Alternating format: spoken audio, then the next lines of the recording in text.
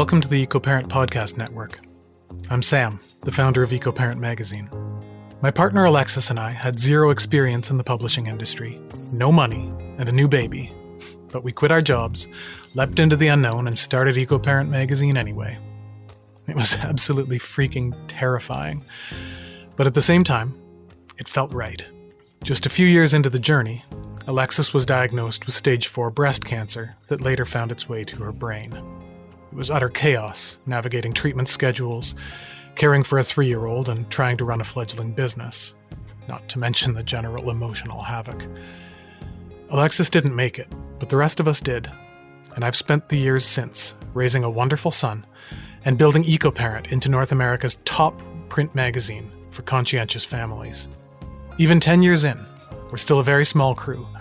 If you send an email, it's probably me that will answer you. And this podcast network is a monumental step for us, another leap into the unknown. But like before, it just feels right. And I know that Alexis would agree that the podcasting team I've assembled here is an incredible group of people whose only goal is to inspire the best in you. Okay, I'm going to shut up now and let you listen to the podcast. Thank you so much for stopping by. You're the reason we do what we do.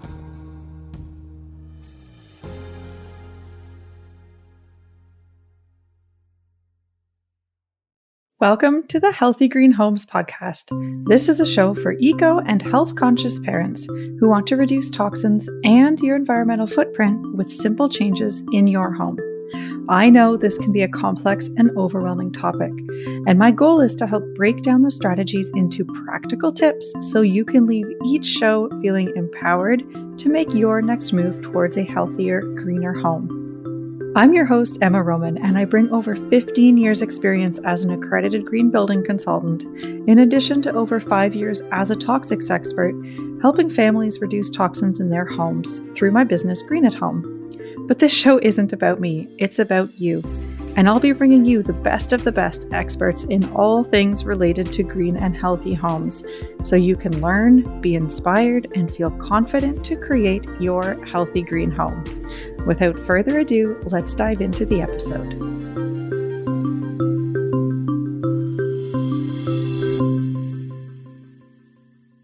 Hello and welcome to Healthy Green Homes. I'm your host, Emma Roman, and today we are going to be talking all about low-waste living with my guest, Candice Batista.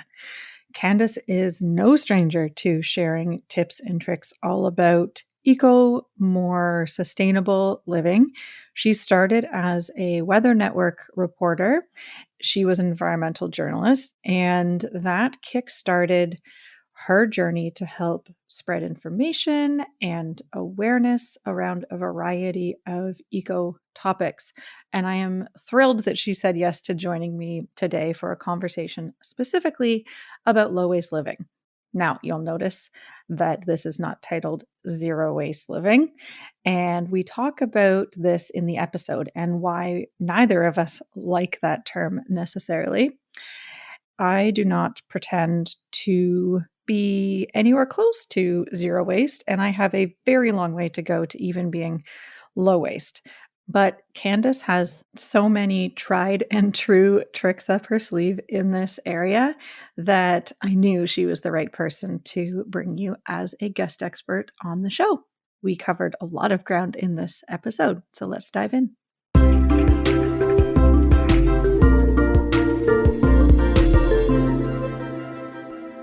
Hi, Candice. Nice to be chatting with you today. You too, Emma. How are you doing today? I'm doing very well. I'm looking forward to this conversation because you are somebody that I look up to and turn to for tips on low waste living that are practical and easy to do. And I know this is a topic that a lot of people will benefit from because it can come with a lot of overwhelm. And I think there's lots of different attitudes around it. So I'm excited to dive in. Before we do that, can you share a little bit about yourself? Sure. I'm an environmental journalist based in Toronto, Canada. I've been working in the environmental movement in front and behind the camera for about 22 years now. I started my career at the Weather Network and kind of fell in love with weather and changing weather patterns. And it was really there that I found my calling, so to speak, when it comes to programming television and television shows around sustainable living.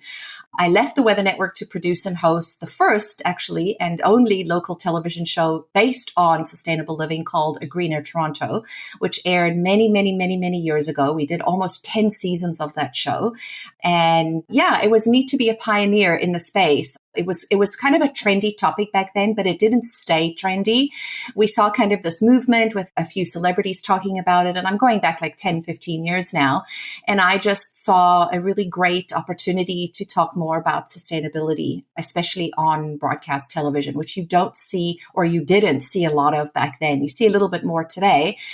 As far as environmentalism goes, I think that I was just born an environmentalist. I grew up in Africa. I was very blessed to go to safari and see animals in their natural environment. And when you see the world, or animals in their natural space and their behaviors and just how incredible it is, you feel very small as a human, and you realize that your role in conservation and just in stewardship is big, but also very, very small, when you look at the big picture. So I took my love for the environment and my love for television and creating content and kind of married those two things together. Such an awesome kind of career trajectory and how you melded a bunch of different experiences together. And you've continued to share information with people in different platforms. You created an online platform as well, right? Correct. So literally 5-10 years ago, people kept saying to me, how come you don't have a website? It's, you should have a website. You should have a blog. So I jumped into the blogging world. So now I have a very successful platform called theecohub.com. And it's essentially your one-stop shop for anything related to 5 different categories. So I talk a lot about cleaning and green cleaning and reducing toxins in the household, which you would know a lot about. And I look to you for your advice as well many, many times. So thank you for that. Zero waste, ethical fashion, sustainable living, and of course, as I mentioned, green cleaning and green beauty, which of course is also can be very toxic laden if you're looking at specific conventional products. So a lot of the brands that I feature on my website, so it's broken up into 2 sections: education, which is where I talk about things like what is modal, fabric. A lot of people don't know what nylon is. Is it eco-friendly? Is silicone biodegradable? So there's a lot of education around the common terms that we hear when it comes to environmental work. And then there's listicles where I list, the 5 best non-toxic mattresses or, the 5 best, zero waste beauty brands, those kinds of things. All the brands, pretty much almost all of the brands on my website, I either know the owner, I've worked with them in some capacity, or I know the brand really, really, really well. So it's really important to me to curate content that my readers can trust, that it can be, the one-stop shop in Canada for everything eco-living. And we're achieving that. So I'm very, very happy about that. It's a lot of work, but it's a labor of love. It's a great site, and I will link that in the show notes for folks to check out as well. So we are going to focus today. There are so many different things that I could chat about with you, but we are going to focus today on low waste living. So you spoke about how you got encouraged or inspired to start living with a more environmentally minded lifestyle. But when did you start adopting a low waste lifestyle specifically, and why? I think I would say almost at the beginning of my journey 20 years ago. So it's definitely evolved. And I like that you call it low waste as opposed to zero waste. I use the words zero waste on my website because that's what people are typically searching for when they're looking for zero or low waste things. But low waste is a better way to phrase it, because really it's impossible to be zero waste. We are in a society that is just not set up to help us achieve as consumers. Pretty much everything that we're exposed to when we're out shopping is wrapped in some form of plastic, whether it be organic vegetables, organic clothing. It's unfortunately, we just can't get away from it. for me, the journey started a little bit slower when it came to zero waste. It started more for me understanding recycling and really understanding what can and can't be recycled. And recycling is so confusing and layered and controversial. It's absolutely not a solution to our waste woes. And I certainly learned that early on because I was trying to figure out if the plastic things that I was bringing into my home were in fact recyclable, and were they made from, what kinds of materials were they made from? So I started the journey there. It was really wanting to be a better recycler. I lived in an apartment building at that time, and there was no such thing as composting and things like that. So it really started there. And then when I started hosting my television show, I got to go out into the community quite a bit. And I got to meet a lot of great people doing a lot of wonderful things in the farming industry, like regenerative farming, organic food farms in Canada, co-ops, all that kind of stuff. And I started to learn more and more about food waste. And that kind of then led me to composting. And so I approached it very differently at the beginning. Typically now, when you think of zero waste, you think of beeswax wraps and produce bags and all that kind of stuff. And those things are important, in reducing food waste and reducing the volume of plastic we bring into our homes. But there certainly aren't the be all and end all. It really is starting with an understanding of what kind of waste we're generating and how we can mitigate that waste. And that was really the journey for me. I love that starting place. And it's how I often talk about things with people when they want to know, what should I do to solve X problem? And I think it really starts with doing a bit of a mini audit in your home, because everybody's going to be doing different things. So, for some people, it might be don't buy paper towel and use cloths instead. But for others, they may already not be using very much paper towel. So that's not somewhere they should start. Or plastic bags, sandwich bags. Some people might be using them, other people might not be. So I think it's really important to start there and identify what you're doing. And do you suggest that people kind of do that and go through their garbage cans a little bit before garbage day to figure out where they should start? Or what's the best way for people to figure that out? 100%, I agree with what you're saying, everything. I think a trash audit is actually a really great idea. And this is where you, for a week, you collect and look at all your trash. So you, when you're going to the garbage can, you're writing down everything that you're putting in the garbage can. When you're going to the recycling bin, you're thinking and you're writing down everything that's going into the recycling bin. And you start in one area of your home. You can then do the same thing in the bathroom. The bathroom, it's interesting because we keep a garbage can in our bathroom, and everybody does. And if you think about how many garbage cans you have in your home, you probably have one in your bedroom, one in your bathroom, one in the kids' room, one in the playroom, one in the kitchen, one near the laundry room. When you think about that, it kind of, for me, when I did this years ago, I realized I have a garbage can almost in every room. Why? There shouldn't be things that I'm throwing in the garbage can in the bedroom, from the bedroom, So that was the first step for me. But looking at your trash and understanding what is the volume of stuff that I'm throwing away? Is most of my garbage, when you look at that big pile and you've made your list, is most of that garbage going into the garbage can? Can some of those things be switched out to more reusable things and more sustainable things? For example, if you notice that you're buying eggs in a styrofoam container, can you then buy those eggs in a cardboard container? Some municipalities will take styrofoam, others won't take styrofoam. And this is where we get into that convoluted confusion when it comes to recycling. It's so frustrating. So we know that cardboard, if you have an outdoor compost bin or an indoor compost bin, you can cut that package up and put it in the compost bin. And if you don't have compost bin, you can place it in the recycling bin. Whereas, styrofoam can only be recycled. If you notice that you have a lot of plastic packaging, so you're buying things in peanut butter, plastic peanut butter jars, anything that comes in plastic, can you buy it in glass and then keep those jars and reuse them? So it's also looking at what you already have in your home and saying, can I reuse this item, instead of throwing it out? Another content creator who I love, Sarah Robertson, you can find her online. Sustainable in the Suburbs, that's it. She says a very famous line, which is, it's only single use if you use it once.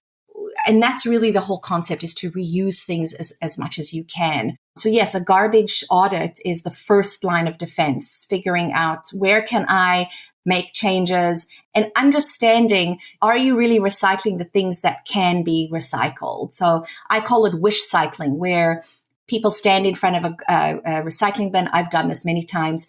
You're holding an item, you're looking at it, and you're thinking to yourself, I'm sure that this item can be recycled. I'm just going to put it in the recycling bin and wish that at the other end, the person who's collecting it is going to take it out and realize, oh no, this should go in the garbage. Unfortunately, that does not happen. You've tainted now the whole recycling pile, and all of that unfortunately ends up in landfill. So yeah, an audit first. And secondly is to really get to know the recycling rules in your neighborhood, in your home, in your area.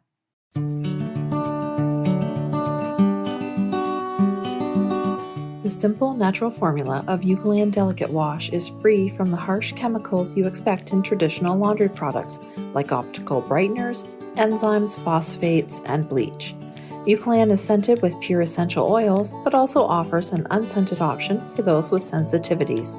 Lavender is a top pick for babies' knit clothing, toys, blankets, and quilts, as it's calming and promotes relaxation. It's ideal to use on nursing bras and diaper covers too. With a touch of lanolin in the formula, fibers will stay soft and conditioned. Spot treat stains and spills with the full-strength liquid before laundering, or carry Eucalan stain-treating wipes in your diaper bag to catch spills before they set. Feel good knowing that Eucalan is now part of the 1% for the Planet Network, fighting for a better future for our planet. 1% of every bottle sold is given to local environmental initiatives. Learn more about this trusted brand at eucalan.com. Several municipalities make that a lot easier now. There's an app called the Waste Wizard that Toronto uses. I mean, even my little town of Collingwood has a Waste Wizard as well. So you can download an app or look on their website wherever you live, see what resources your municipality has, because they don't want to be spending money having to deal with not very well sorted recycling either. Exactly. And you can type in whatever it is, and it will tell you if it goes in the garbage, the green bin, if you have curbside green bin pickup, or the recycling. And then follow that guidance. Even if you think it doesn't make sense, follow it. Because the other thing that I hear people a lot is like, oh, well, I'm buying this because it's recyclable.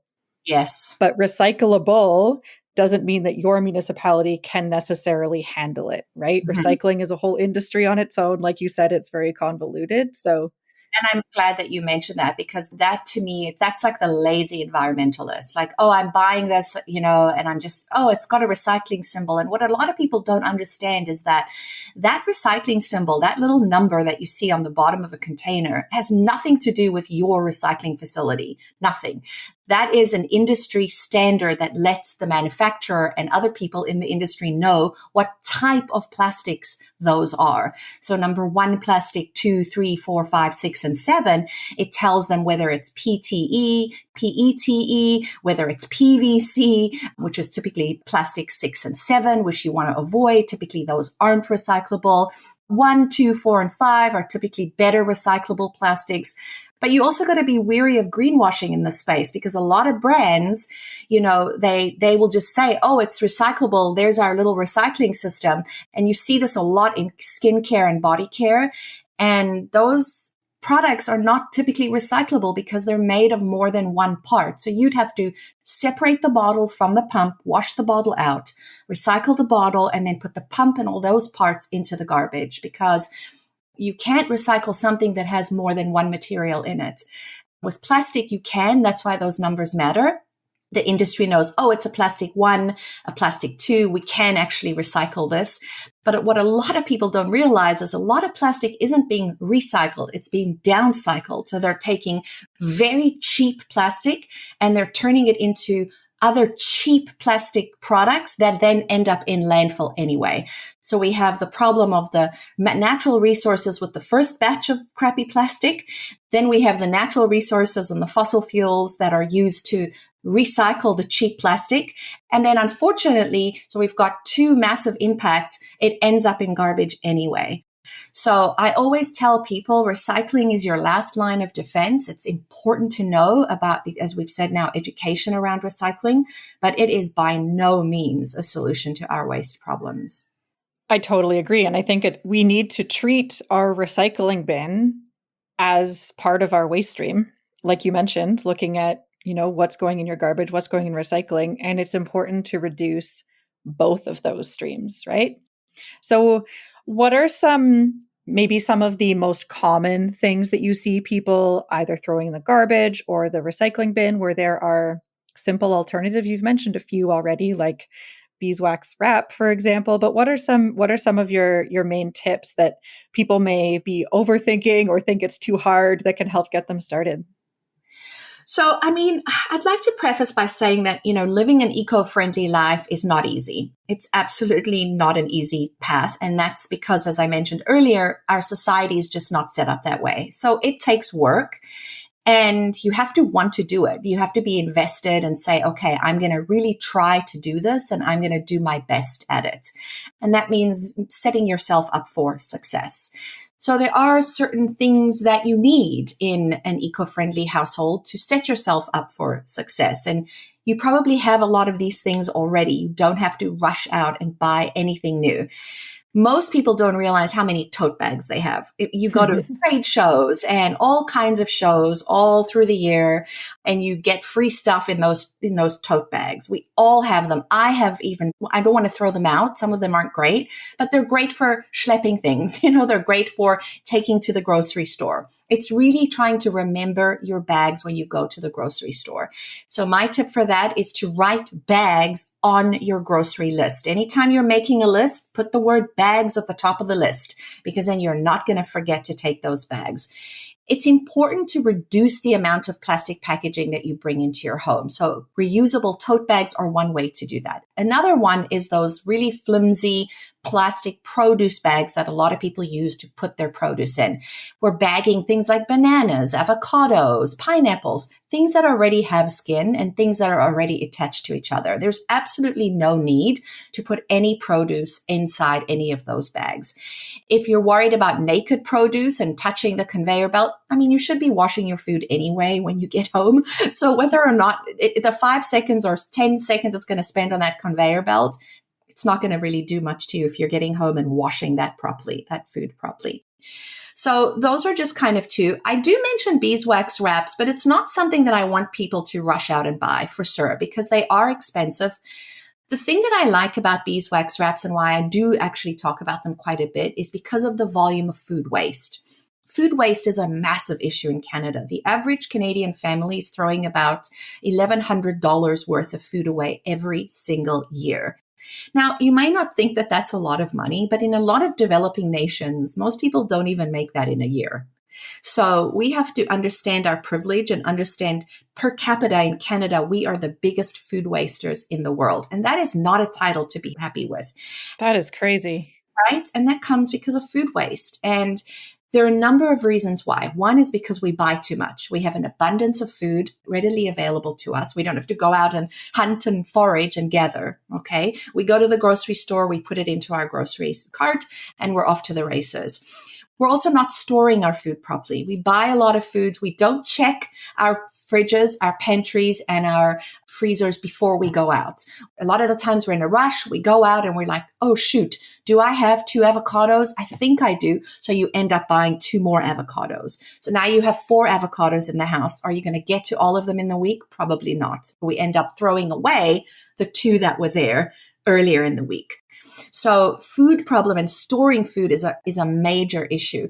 Eat your leftovers as soon as you can. If you're throwing a party, freeze the food that you can as soon as you can. Don't wait a couple days to get to it. Freeze it either after the party or first thing in the morning so that you have everything. It's going into the freezer and you know you can reuse it. And then, as I mentioned, looking for more sustainable options. So buying things in aluminum or glass. Aluminum and glass are infinitely recyclable. It takes a lot of resources to recycle both of those things, but I'd rather have more glass in the environment because of its recyclability than plastic, because there's so much plastic that's in the environment that we can't do anything about. And those flimsy produce bags are one of those things. They have about a lifespan in your home of about 12 minutes. So you bring that into your home. It's got a couple of lemons in it. Typically it breaks. You never reuse it for anything else. And bam, it goes right in the garbage. You cannot recycle those bags.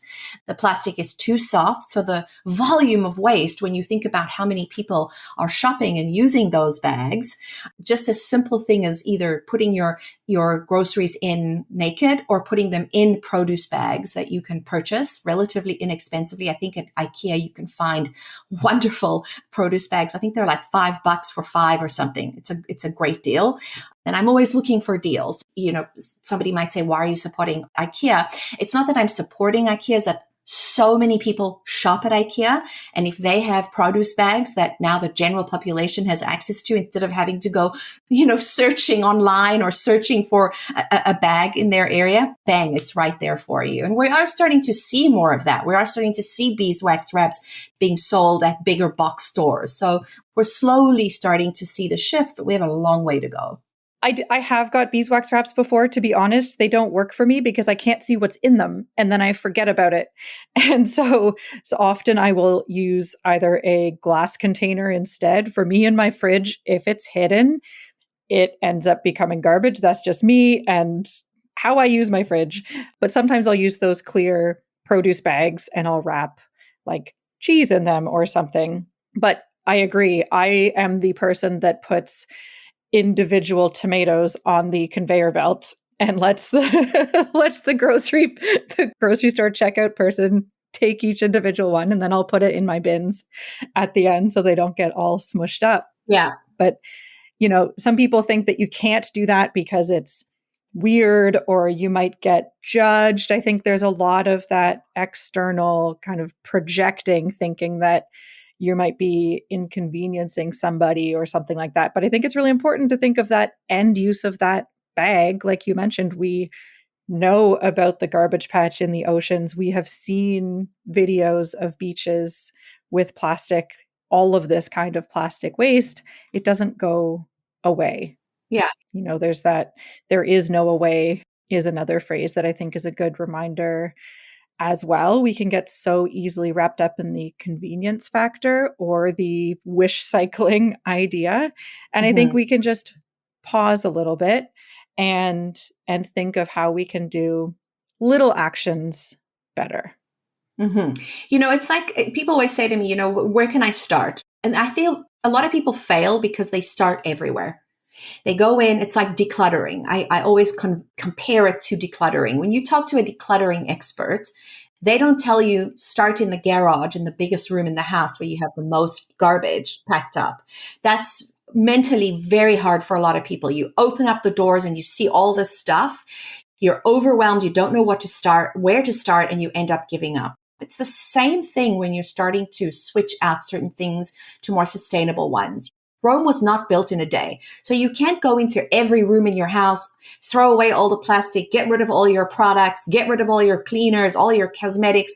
It just doesn't work that way. It's literally, and so in decluttering, they'll tell you start in one drawer. Start in the kitchen drawer. That one kitchen drawer, listen, I have 3 of them right now that are out of control that I need to get to. When I think about doing all 3 of them at once, I just tune out. So it's the same concept, is that you're not going to start decluttering your whole house. You're going to start in one little cupboard, one little drawer, one little room, and you're going to slowly, and it can take a year to get rid of all that stuff when you're decluttering, responsibly and well, so that you're feeling well about it.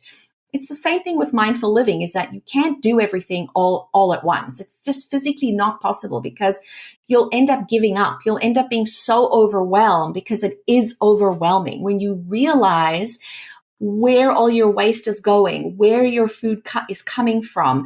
When you understand fast fashion and the problem with fast fashion, that you're supporting a brand that's harming another human being in another part of the world. Typically, it's a woman or a child. Like when you have these wake up moments, it's hard to go back. But you can also become very overwhelmed because you're trying to do everything at once and it's not possible. So start small, start in an area where you feel you produce a lot of waste. Typically that is in the kitchen because we have garbage and we have food waste. And those are two massive waste streams in our home, probably the biggest. So that's always a good place to start. And then again, it's not starting in your whole kitchen. It might just be starting, as you mentioned, just with paper towels, or just focusing on reducing food waste, or just focusing on trying for a week not to buy anything in plastic packaging. It's not easy, depending on where you shop, depending on accessibility, and we need to address accessibility because accessibility is a real issue in the green space. It's typically a very white space. It's typically everyone looks like me, middle-aged white woman. And, those are the faces of the movement. And that's also a real problem because it's not allowing for different voices and not allowing to have a conversation. Like, why is something as innocuous as a beeswax wrap only available to certain people, and why does it cost so much money? I love that. And it's such an important point because I think people can look at the movement and feel like it's not designed for them because in many cases it's not. What's your take on kind of advocacy in this space? When you go into a grocery store, a lot of people can't run around to 6 different shops to get bulk everything or things packaged in paper that isn't at one store. Like, we need to go to one stop, get it done, and get on with our lives, right? And so if we step into a grocery store and all of the options are wrapped in everything, what's your take on advocacy and kind of writing to the shops and the brands? And you might not be able to vote with your dollar by buying differently because there are no other options, but can we voice our concerns in other ways? 100%. I think it's one of the most important things about being an environmentalist or being an advocate or an activist in any way, shape, or form. That's where your power lies. It's, voting is one thing, but that doesn't happen every day and every year, or some places, I guess it does. But, you have to wait to cast your vote. I think, though, when you have the power to write a brand and tell them how you feel about a product, I think most brands want to hear that. And the more people that do that, the more we see action. And I always use the green beauty movement as an example in this because when the green beauty movement started, I remember it very well because I was a part of that movement in Toronto. And when I was buying makeup 20 years ago, 15 years ago, even 12 years ago, there was not that much out there. You had to go to a health food store. A lot of the stuff, the colors weren't great.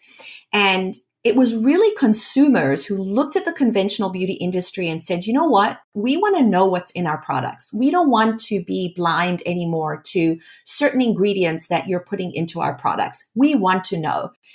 And at first, it was looked at as a very, hippie kind of environmentalists, crazy people over there, these outspoken weirdos raising this movement. It'll never last. And look at it today.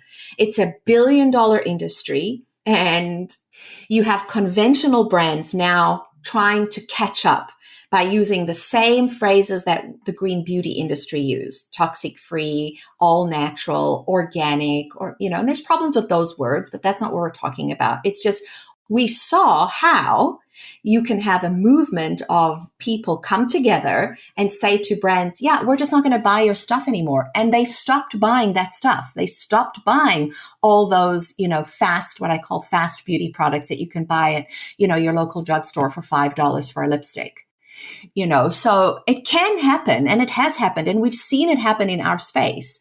Now we're seeing it with the fast fashion movement, after Rana Plaza, which of course was that huge collapse that happened a few years ago in a garment worker factory. We saw fashion revolution born out of that tragedy, and we've seen massive amounts of awareness online. We haven't seen as much change like we have in the green beauty industry. The green beauty industry became its own industry, like it's a standalone industry. We haven't quite seen that massive success on the fast fashion side yet, but the awareness is certainly there.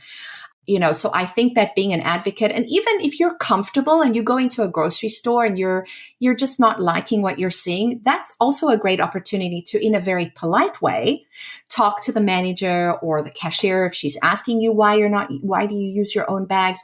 That's a really nice way to open a conversation and have a little bit of an education session with that person. Now, also keeping in mind that it's a private store and they can ask you to leave and they can basically do whatever they like. So that's why I say always be polite. Don't go in there like, I can't believe this is in plastic. Don't be that person. It's about opening a conversation and having a gentle conversation about changes that you'd like to see. And if you don't see those changes, it might be time to use another store. At some point you have to make the decision personally, like, am I going to continue to shop here? Yes, it's convenient, but can I go somewhere that's 5 minutes away and they have more options for me? And at some point, that's a decision that you have to personally make.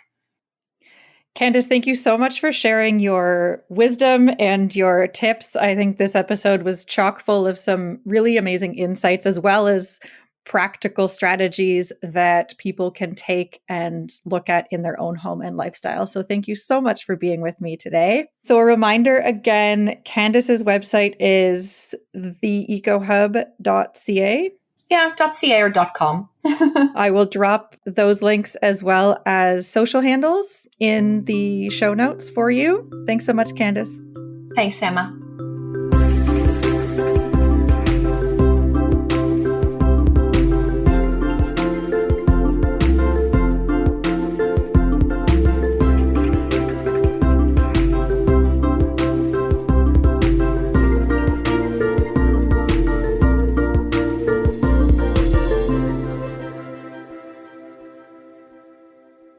So, if you listen to podcasts or watch YouTube, you've probably heard it 1,000 times before. The plea to subscribe and leave a review or a comment. Well, here we are again. But seriously, the review is especially important to us, as it has a huge impact on our discoverability amongst the zillions of podcasts all competing for your attention. So please consider leaving a review. And heck, we'd really love to hear your feedback. This pilot episode of the EcoParent Podcast Network was made possible with the generous support of Ontario Creates. Thanks for listening.